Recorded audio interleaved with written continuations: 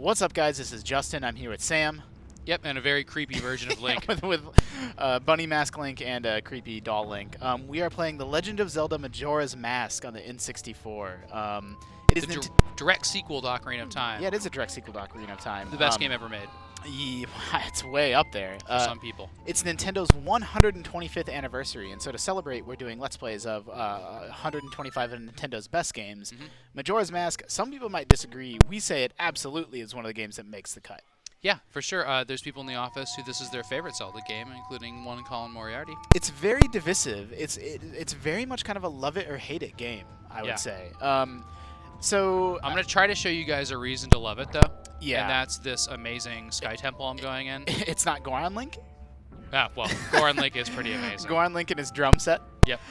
So Majora's Mask had the big famous twist of the 3-day time limit, where, you know, it's a very, very dark Zelda game. I would say this is actually the darkest and, you know, most risk-taking Zelda game. Yeah. Would you agree with that? Yeah, it is, and it's kind of like the portable games are always the crazy games, but this is actually a console game that's kind of crazy and out there. Like Link's Awakening has Kirby in it, and yeah, that's it has actually a really goat that's in love with a woman and stuff like that, like stranger stuff than the straight-up fantasy Zelda games. Yep, you're totally right. The handheld Zeldas have always felt a little bit more off the rails and strange and weird and funny, and Majora's Mask definitely had that vibe about it, but it was on a mainline, you know, console game. Of course, you can transform into all these different races in this game, which actually gives, you know, it takes away a lot of your powers, and I think it bothered a lot of people. It's really interesting. This game came out in 2000 for the N64, and it required the N64 expansion pack because it was doing things graphically. What's funny is that now that, you know, almost 15 years have passed, when I look at this, it looks just like Ocarina of Time. But I'm sure at the time, you'd be like, oh, this game's so incredible, and it's doing things graphically that you could never have imagined like a Zelda game. Even stuff like this, like these transformations, looked really good just because the art direction was nice. They didn't need to be high-res or anything. So, it looks really cool. Are you still puzzle solving to get in this dungeon? Yeah, I'm almost there. Okay, so...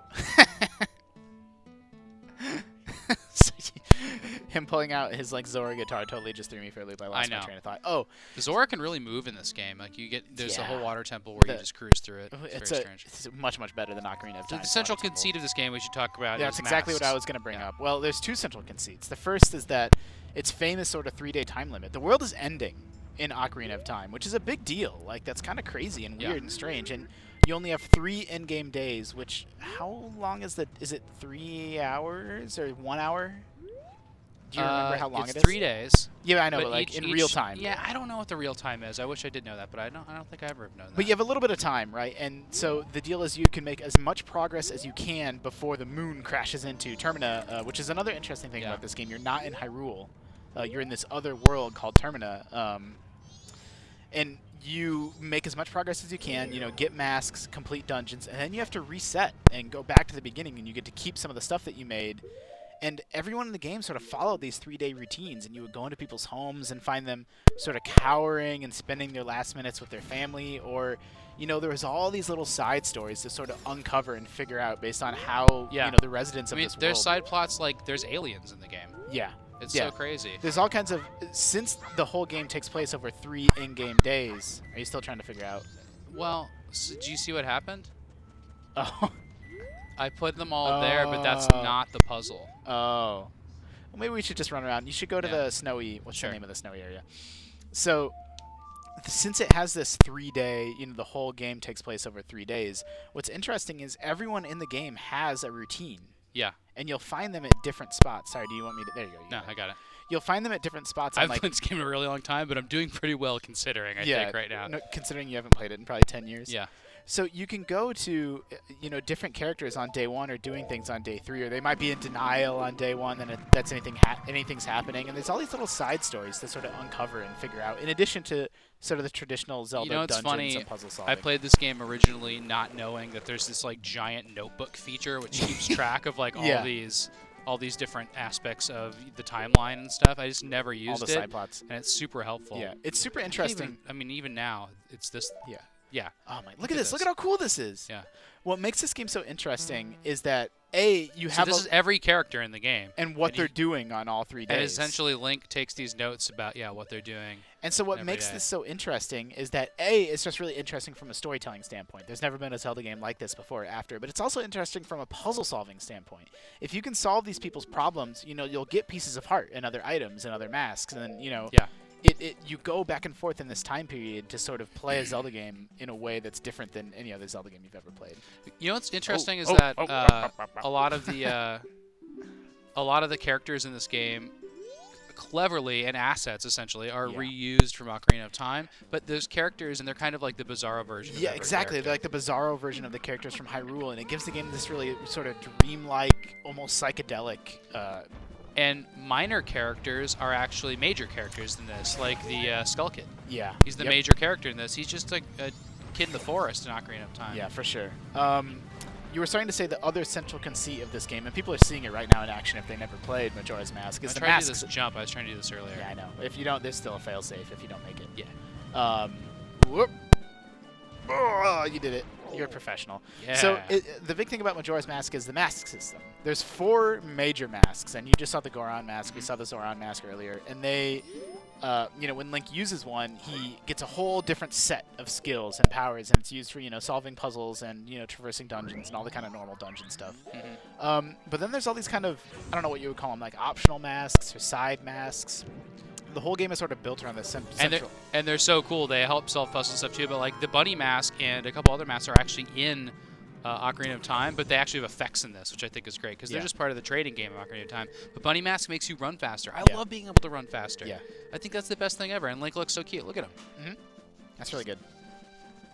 So the one thing that's really neat about the areas in this game is that if you solve the temple area, like kind of beat the area, it transforms to something different. So in this area, it's all winter, but if you beat the boss within the span of the 3 days, it turns into like this summery version of it with like pine trees and stuff. And the game also does clever ways of, it strikes a balance between when you go back to day 1, when you have to sort of go back, like the progress that you get to keep versus the progress that you lose. Like, it does it in kind of a smart way. Like, it doesn't make you lose literally everything. Like, if you traverse an area, sometimes at the end of it, you unlock a shortcut so that you don't need to do that over and over again. It does, however, like take away your arrows and bombs and stuff like that, which is cute, but it can be irritating. There's definitely, like Majora's Mask. I should show people the cool sword we were just talking about. Yeah, you should, the fairy sword. The Great Fairy Sword is the best sword in this game, but you can only use it as part of your C stuff. It's so funny that it's a C button item instead of like an actual sword. So you have your Great Fairy Sword and your sword equipped basically at the same time. Yeah, exactly. But you can't do very basic stuff like a jump attack or a charge attack or anything. It's just this giant. It's like a Deku stick. Yeah. It's a really overpowered OP Deku stick. That's actually a great analogy. One of my memories of Majora's Mask, and this is sort of the good and bad of the 3-day time limit, is the first time I played the game. Put that on. I can't put on the Fierce Deity mask out here. One of the things you have to do at the very beginning of the game is find these kids in the town, in the main town. It's just sort of a tutorial thing. You do it at the very start of the game. There's these 5 kids sort of hidden around playing hide and seek, and I couldn't find one.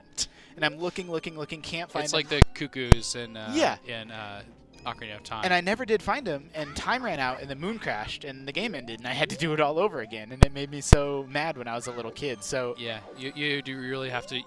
No matter what, you replay the same stuff over and over again, and juggling that is kind of stressful. Yeah, it's definitely got. That's exactly the word I was going to use. Is that there's an element of stress in Majora's Mask that's not present in any other Zelda game.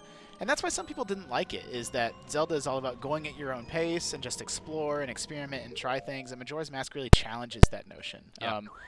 It's sort of like the reason that some people hate it is the reason other people love it. Like another Goron jump. Yeah, wow. Do you want to see any other areas? Yeah, I I mean, that's not. I thought that was just water. Nope, not water. Yeah, let's hop around to one more spot. Okay.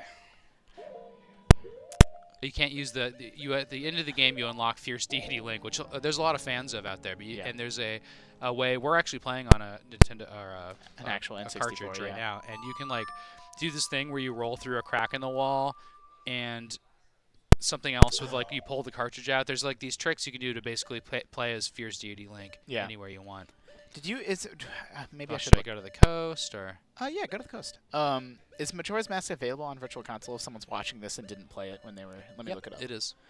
It's available on Wii Virtual Console, according to the page I've opened now. I don't know about There's Wii U. a really nice version of this on GameCube disc. Oh, see, I actually special didn't think. collector's version. I thought that version was kind of glitchy. I thought it had sound issues. It might, but the graphics are really, really nice on it. It's true. It does run at a little bit higher resolution. Yeah, on Virtual Console looks nice too. This is a game before. This area is in Smash Brothers. There's fighting. It is. I never made that connection before. Yeah. How funny. Just look at how weird this game is and strange. I know. It just looks and feels different than every other Zelda game with just areas like this. I think it's kind of interesting to take a game and then say, hey, we got to reuse a lot of this because we want to put out a sequel, but it has to be as different as you can possibly imagine making it. Well, it's like, normally when you see a game that's reusing character models, reusing music, reusing textures and stuff, it just feels like it gives it sort of this cheesy feel. But Majora's Mask is exactly the opposite. Like, it reused things in this crazy, smart way. Yeah. Did you see me rocking out in the water there? I did. The moving around in the water with the Zora. Oh, we can hear something neat. The bell when you go underwater has that weird water echo effect. Yeah, that's really clever. Majora's Mask, I was remarking before we recorded, this is a game 100% in need of like an HD remake or like another shot at. Like, it's a great game, but like you said, the taking away of the arrows and stuff like that. Like, I wish it just smoothed out some of the game's rough edges and gave people another chance to experience this Zelda adventure. So however long that was the length of one day. There you go. And you can slow down time, interestingly. I don't think the game tells you this, but you can slow down time by playing the Song of Time from Ocarina of Time, backwards. I think it tells you. I think that's something that you unlock, or like they go through, like I'm after sure. you play I think it's kind of a secret, but yeah, or you can make it go faster. Yeah, I guess I don't remember if it's a secret or not. I remember. You can like run to the end of a day to save, or you can also talk to a statue. Look at to the save. like. I know, they're terrifying. They're I hate like-likes. They're so scary in this game compared to like the SNES Zelda. They're not as scary when you have light arrows. That's true. Look at him. He's totally suffering. Yeah. Oh, no, he's not. He's not suffering. He's not suffering enough. Sam, we are enjoying the heck out of Majora's Mask, but we got to go. Okay. We're doing more. Pink rupee. Oh, you did get a pink rupee. Look at that. So, guys, I hope you're enjoying this sort of Nintendo nostalgia trip that we're taking you on. We're playing a lot more Nintendo games for Nintendo's 125th anniversary. So for all things Nintendo, always remember that you can keep it locked to IGN.